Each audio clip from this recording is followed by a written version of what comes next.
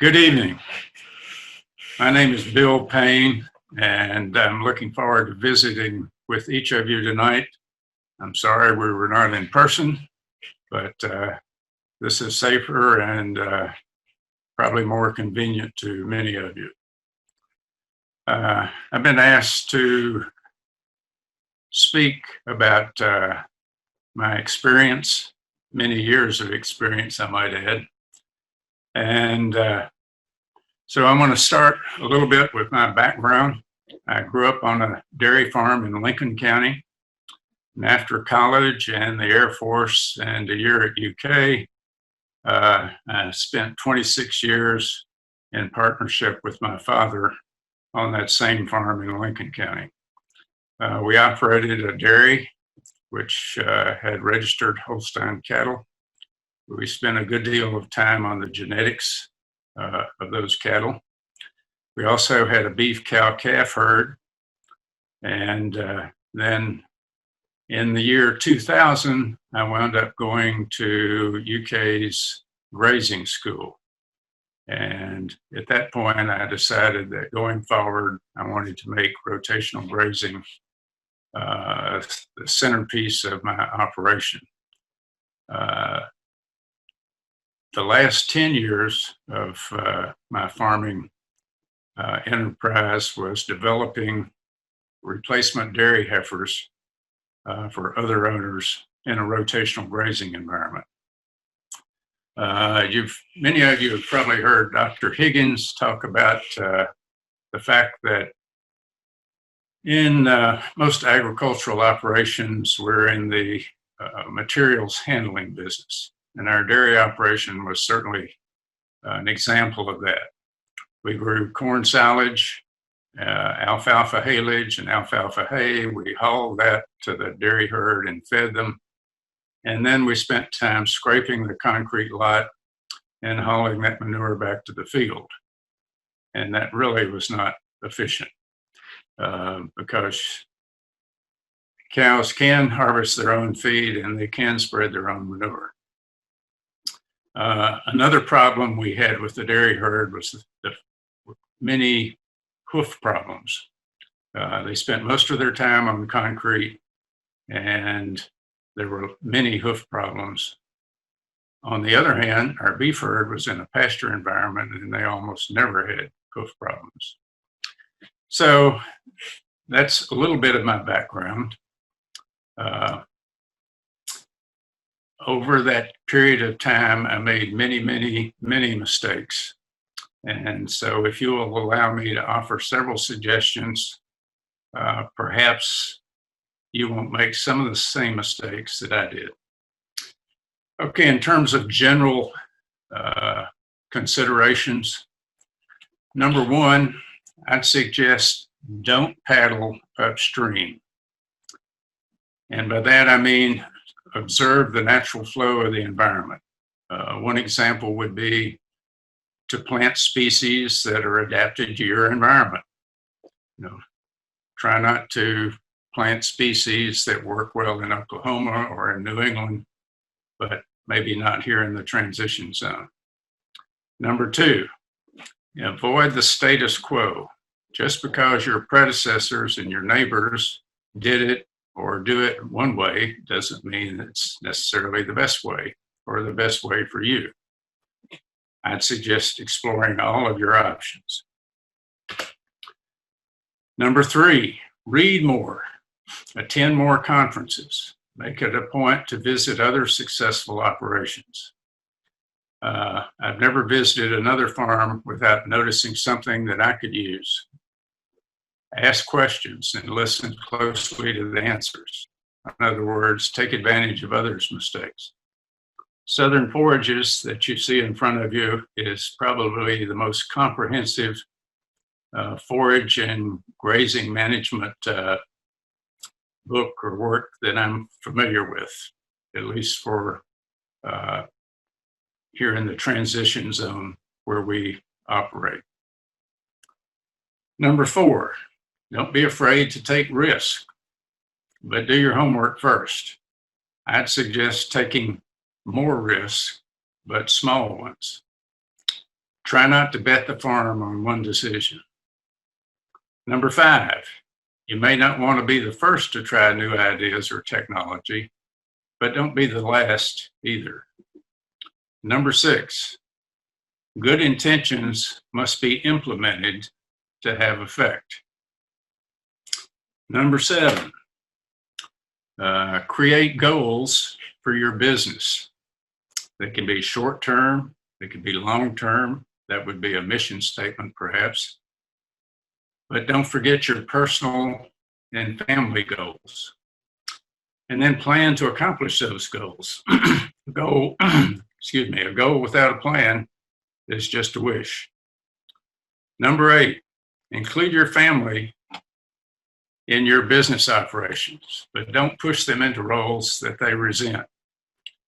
I've had many friends, particularly contemporaries over the years, that grew up on farms just as I did, but they had chores to do, and those chores conflicted with sports or other extracurricular activities, and so they resented not being able to participate in those.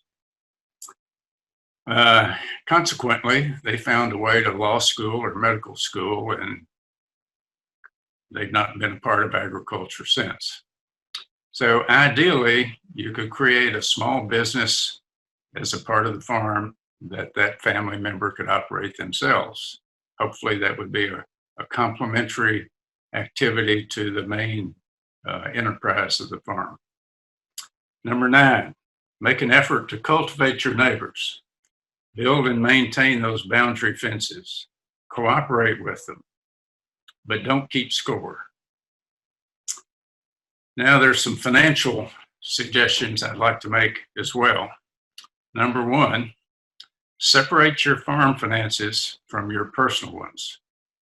Keep a good set of farm records and books and accounts and use them. Number 2, learn to use a spreadsheet such as Microsoft Excel. You can use that as a database. You can use it as a what if, it's a decision aid, or for applying other spreadsheets such as extension created spreadsheets. The example that you see on the screen is from a spreadsheet called KY Grays.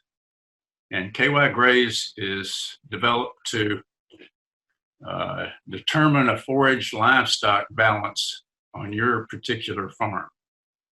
What you see in front of you has a red line across a horizontal red line.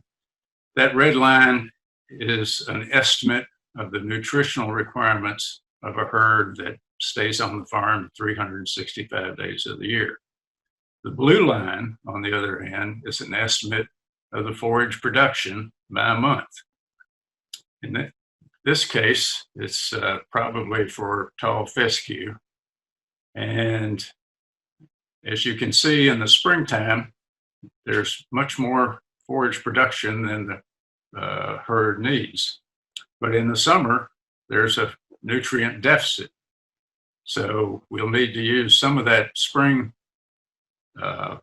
forage production to cover that deficit. Then in October, there's another little uptick in forage production, and then in the winter, there's little or no forage produced. So we have to be able to manage our forage operation to eliminate as many of those deficits as possible. Number 3, learn the difference between wants and needs. Be frugal, use what you have. And number 4, be very careful about becoming over-leveraged or borrowing too much. This can significantly limit your options in difficult times, like COVID-19 or droughts or others like the early 1980s, for instance. In terms of grazing, number 1, never forget, cows can harvest their own feed and they can spread their own manure. Number 2, cows and forage are complementary, kind of like yin and yang on the screen there. And we need to pay attention to both. And remember that with a forage program, we can manage that all by itself. The forage doesn't necessarily need the cows, but the cows necessarily need the forage. Number 3, base your operation on management intensive grazing and emphasize the management part. Number 4, utilize electric fencing. The slide I'm showing here is a single high tensile wire on offsets on a permanent fence.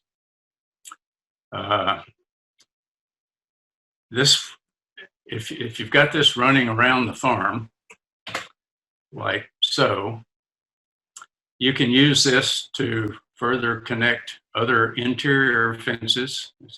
In other words, it's a way of distributing electric fence power throughout the farm. You can also use it to connect polywire at any point along that offset wire. Now, another advantage of this system is that hot wire will protect the fence behind it. In this case, it's a woven wire fence. And if the hot wire is on the opposite side of the post from that woven wire fence, then you don't need the offsets. You can just use this pin-lock insulator. But in any event, that hot wire can serve to protect the fence behind it. And let's say, for instance, you've got a woven wire fence that you think might last 3 or 4 more years. If you protect it with a hot wire like this, it may last 6 or 8 or 10 years. So it can extend the life of an existing fence. Now, in order to use an electric fence system, I'd strongly suggest that you use a mains energizer. When I say mains, I mean a plug-in energizer rather than a battery-powered one or a solar-powered one.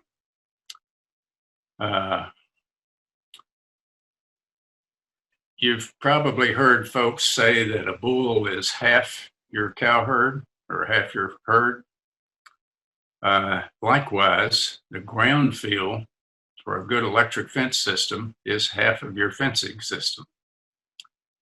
My rule of thumb is to use 1 8-foot ground rod for every 4 joules of output, energizer output. So in other words, if you had a 20 joule charger, you'd want to use 5 8-foot ground rods. And I'd strongly suggest that you do that. My experience has been that with an inadequate ground system, lightning frequently will take out your energizer.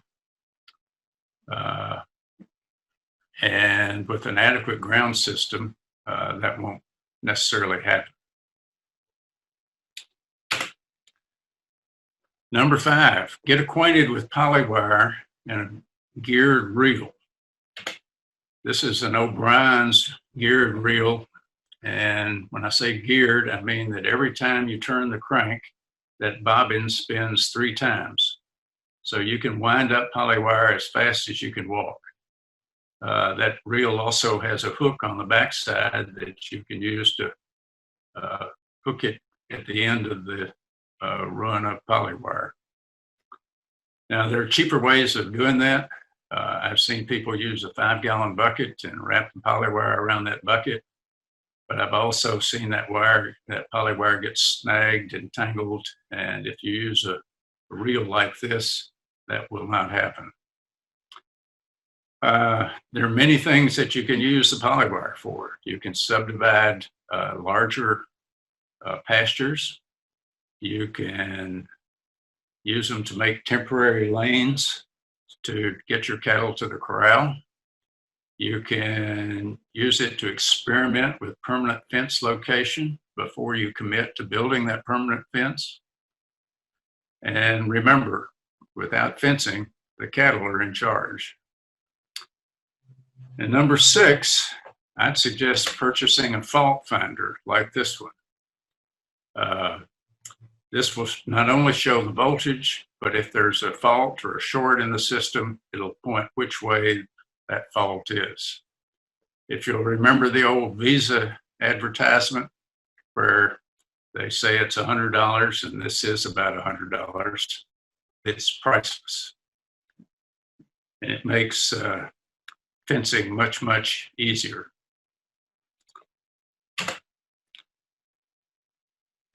Consider portable water tanks.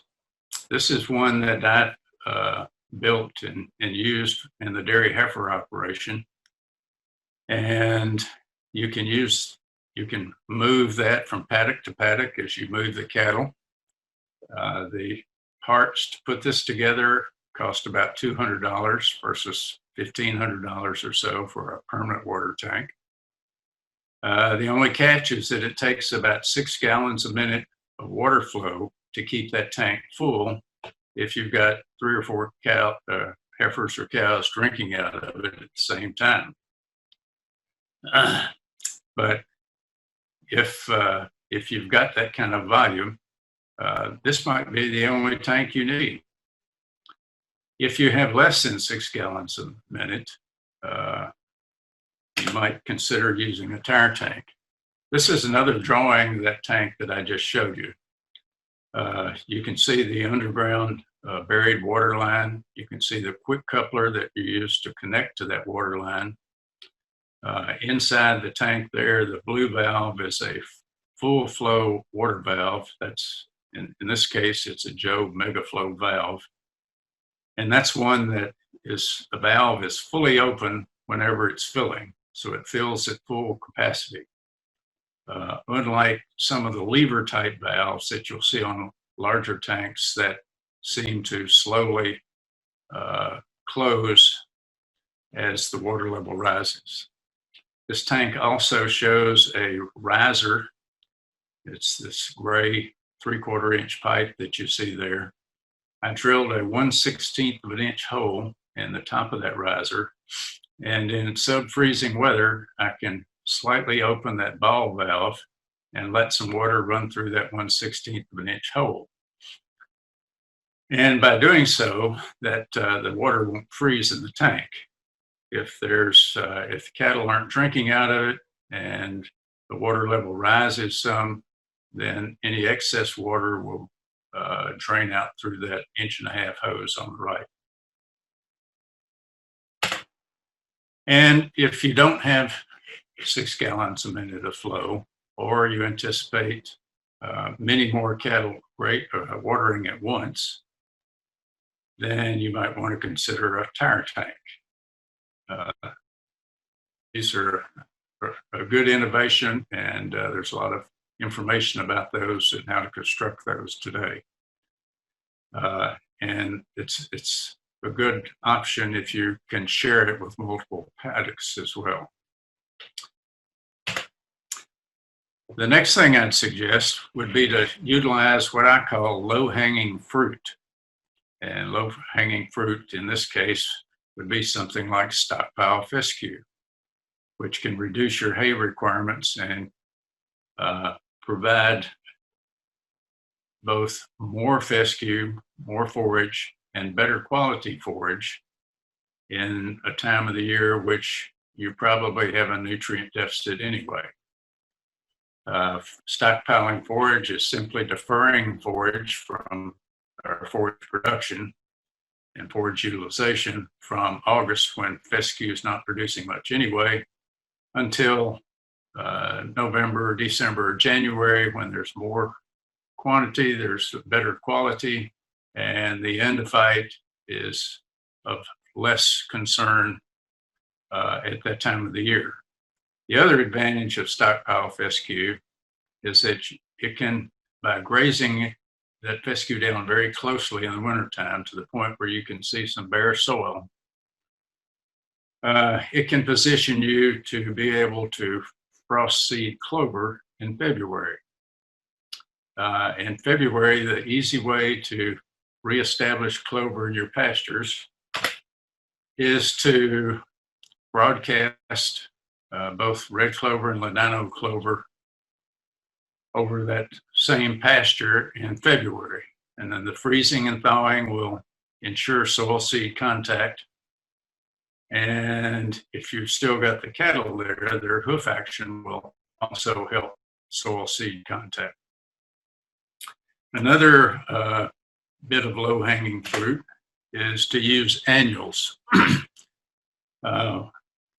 Again, this particular photograph was taken in January.